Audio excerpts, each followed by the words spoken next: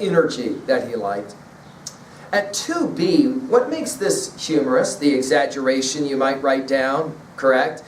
You can as well vividly, the diction allows you to vividly see in your mind's eye several of the scenes for yourself. Jot down the scene that most you remember that's kind of funny, that's kind of humorous, the one that you would have liked to have seen on video to watch it happen.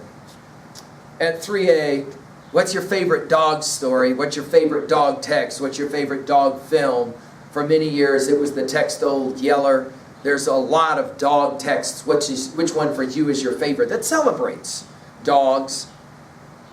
Finally, at 3B, what has been an animal in your life that this text reminds you of? What has been your exchange with a dog? Have you ever been bitten? Have you ever been around a dog that's kind of vicious and you had to protect yourself, you were afraid of it, and yet somebody liked this dog, loved this dog, maybe the dog spoke well with them or to them or treated them well, but you were kind of freaked out? Are you a dog lover? Do you think people are born to be either dog lovers or cat lovers, all these being 3B questions? Well, I hope that you'll run down more of the great genius stuff of Thurber. He's fun to read, fun to look at too.